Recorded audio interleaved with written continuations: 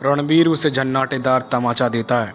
वो लोग इतने पर ही नहीं रुकते, दरोगा बाबू की जमकर कुटाई की जाती है। उसका सारा भौकाल और उसकी सारी चर्बी उसके अंग विशेष में घुसा दी जाती है।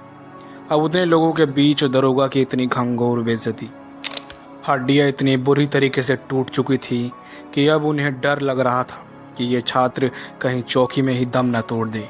वो 18 पुलिस वाले उसे उस सुनसान जंगल में ले जाते हैं और तब उसके साथ पुलिस कंट्रोल रूम में एक फ़ोन आता है। वो आवाज़ कहती है, हमारे देश के राष्ट्रपति का काफिला जिधर जा रहा है, एक संदिग्ध आदमी जिसने चौकी इंचार्ज की बंदूक को लूट लिया है उसी तरफ पीछा कर रहा है। और तभी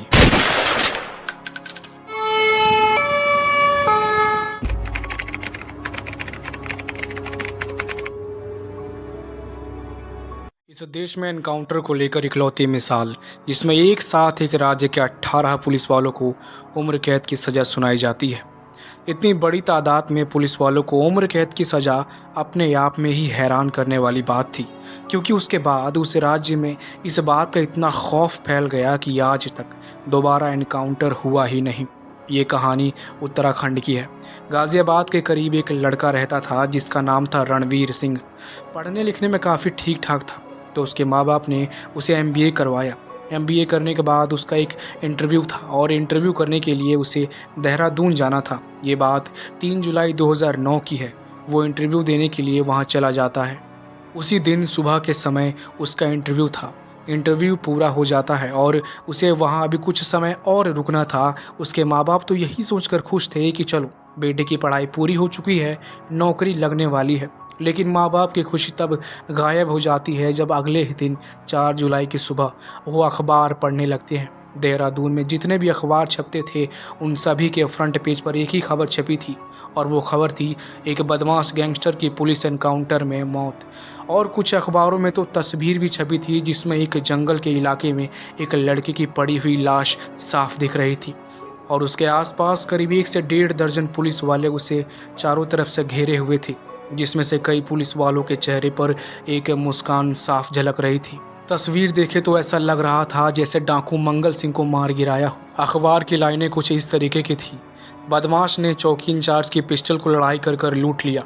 उसके साथ 2 और लोग थे। यह लोग जंगल की ओर भागने लगे, जिसमें इसके बाकी के 2 साथी तो भाग निकले, लेकिन वो जंगल में घिर गया। जिसके बाद उसने पुलिस पर गोलियां चलाना शुरू कर दिया, जिसकी जवाबी कार्रवाई में पुलिस ने भी उस पर फायरिंग शुरू कर दी। इस एनकाउंटर में उसकी मौत हो गई। अब इस कारनामे पर बाकायदा बड़े पुलिस अफसरों ने उनको शाबाशी भी दी, लेकिन अभी तो खेल शुरू हुआ था। अब पुलिस कंट्रोल रूम में इस रिकॉर्डिंग को साफ साफ सुना जा सकता था, जिसमें वो लोग कहते हैं, एक बदमाश एक पुलिस वाले का रिवॉल्वर लेकर भाग रहा है, जिसका पीछा हम लोग कर रहे हैं। वो तेजी से जंगल की तरफ भाग रहा है, हमें और फोर्स चाहिए, जल्दी भेजिए।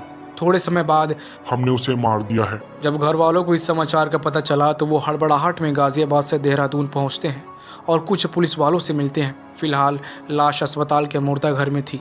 अब क्योंकि इसका एनकाउंटर हुआ था, इसीलिए इसका पोस्टमार्टम होना बाकी था। जब परिवार वालों ने अपनी बातें बताना शुरू की कि वो तो गाजियाबाद में पढ़ने वाला एक एमबीए का छात्र था, जिसने हाल ही में इंटरव्यू देने के लिए देहरादून आया था, जिसका नाम रणवीर सिंह था। अब इस बात के बाहर आते ही पुलिस के भी पसीने छूटने लगते हैं। इस दौरान में अब पुलिस वालों की कहानी के खिलाफ घर वालों ने अस्पताल के बाहर हंगामा करना शुरू कर दिया था। उन लोगों का कहना था कि पुलिस वालों ने उनके बेगुनाह मासूम बच्चे का खून कर दिया है। पुलिस वालों को अपनी पोल खोलने का डर सताने लगा। उन लोगों ने परिवार वालों पर ही ताबड़तोड़ लाठीचार्ज शुरू कर दिया। वहां पर मौजूद लोकल रिपोर्टरों को भी पुलिस वालों द्वारा पीड़ित परिवार पर इस तरह व्यवहार करना अजीब लगता है। इसके बाद यह खबर अखबारों में छप जाती है और न्यूज़ पर भी चलने लगती है कि किस तरह एक पुलिस वाला, जिसे बदमाश बता रहा है, वो एक एमबीए का छात्र है जिसका कोई क्रिमिनल बैकग्राउंड भी नहीं है, और जिस बात की पैरवी उसका इंटरव्यू भी करता है।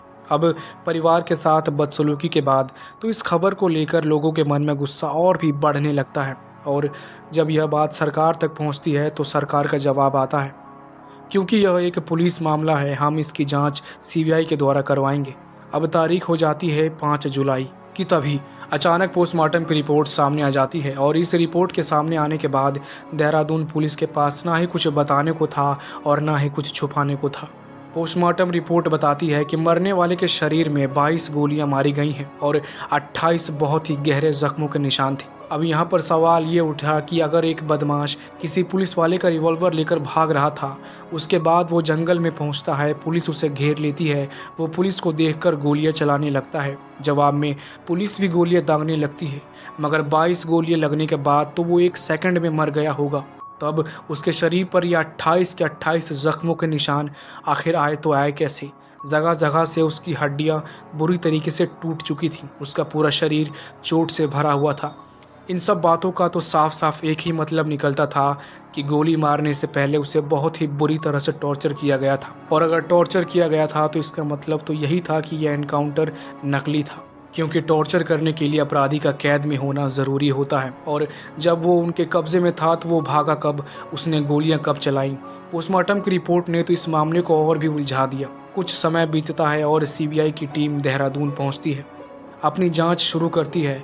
एक एक करके सबके बयान लिए जाते हैं, जांच काफ़ी लंबी चलती है। जांच के बाद सीबीआई एक चार्जशीट दाखिल करती है और अब यहाँ से हमें सीबीआई की कहानी सुनने को मिलती है। 2 जुलाई को रणवीर सिंह गाजियाबाद से देहरादून आता है। 3 जुलाई की सुबह उसका इंटरव्यू था। सड़क के रास्ते उसे 4 से 5 घंटे लग जाते हैं। वहाँ उसका एक दोस्त था, राम कुमार, जिसके साथ ही ये रहा करता था। 3 जुलाई की सुबह उसका इंटरव्यू ठीक ठाक हो जाता है। इस बात की पूरी उम्मीद थी कि उसे नौकरी मिल गई थी। इन सब चीज़ों से रणवीर बहुत खुश था। उसके बाद वो देहरादून में ही राम कुमार के साथ अपने एक और दोस्त, जिसका नाम अशोक था, उससे मिलने का मन बनाता है। अब रणवीर राम कुमार के साथ मोटरसाइकिल पर देहरादून की एक सड़क मोहिनी रोड से होते हुए अशोक से मिलने जा रहे थे। तब इत्तेफाक की बात तो ये थी कि 3 जुलाई को ही हमारे देश की राष्ट्रपति प्रतिभा पाटिल देहरादून के दौरे पर थी। अब जॉली ग्रांट एयरपोर्ट से उतरने के बाद राष्ट्रपति का काफिला सड़क के रास्ते मैसूर को जा रहा था, और यह समय था दोपहर के 3:45 बजे का। और ठीक उसी वक्त जिस रास्ते से इस काफिले को होकर गुजरना था, उनमें से एक रूट यह भी था जिस पर रणवीर सिंह अपने दोस्त राम कुमार के साथ मोटरसाइकिल चला रहा था।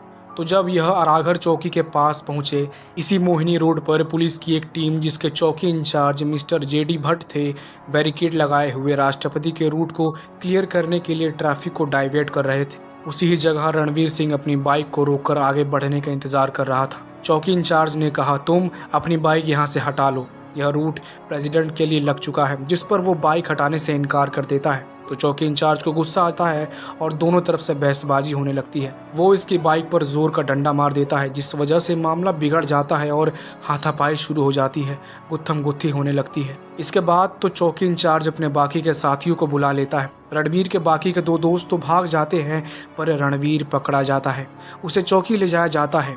अब चौकी ले जाने के बाद उससे बुरी ही तरह टॉर्चर किया जाता है और उससे पूछा जाता है कि बताओ तुम्हारे बाकी के दोस्त कहाँ हैं, जिस पर वो उनका पता बता देता है। अब इसके बाद पुलिस की टीम रणवीर को लेकर धर्मशाला रोड पर पहुंचती है, जिस पर रणवीर का दोस्त रहता था।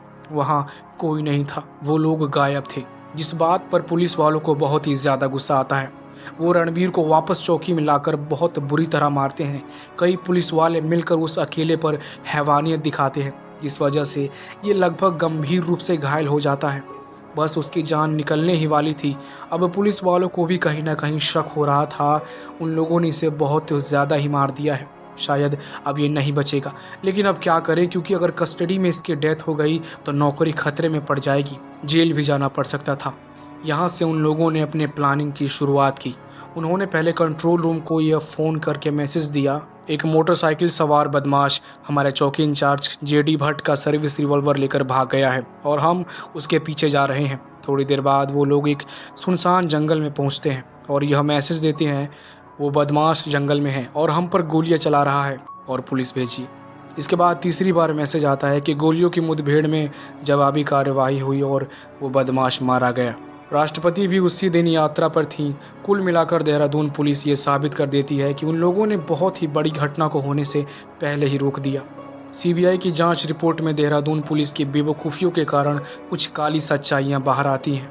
नंबर 1, पुलिस ने बिना अपनी जांच पड़ताल के ये बोल वचन दे दिया कि एक बदमाश था जिसे हमने मार गिराया, जबकि रणवीर सिंह का तो कोई क्रिमिनल बैकग्राउंड था ही नहीं। सभी सबूत यही कह रहे थे। रणवीर सिंह 2 जुलाई को घर से निकला, 3 जुलाई को उसने इंटरव्यू दिया और उसके पास कोई हथियार नहीं था। नंबर 2, पुलिस ने बरामद की हुई एक रिवॉल्वर दिखाई जो कि रणवीर सिंह जब मिस्टर जीडी की रिवॉल्वर लेकर भागा था तब की बताई जा रही थी।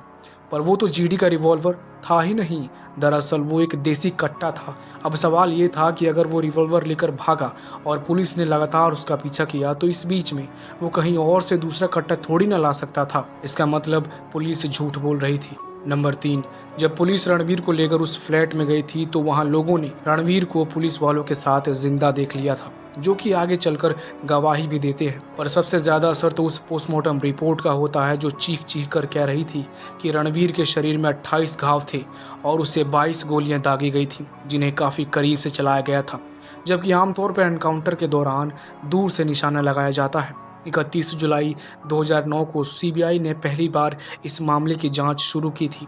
इसके बाद 4 जून 2014 को उन्होंने चार्जशीट दाखिल की। इस चार्जशीट में उन्होंने टोटल 18 पुलिस वालों को रणवीर सिंह की बेरहम मौत का जिम्मेवार माना। सीबीआई की लोकल कोर्ट ने 6 जून 2014 को इन 18 के 18 पुलिस वालों को उम्र कैद की सज़ा सुना दी। लेकिन क्या इस कदम को उस मासूम की बेरहम मौत का बदला माना जा सकता है? क्या ये बराबरी कर सकता है? अपने विचार हमें कमेंट बॉक्स में ज़रूर बताएं।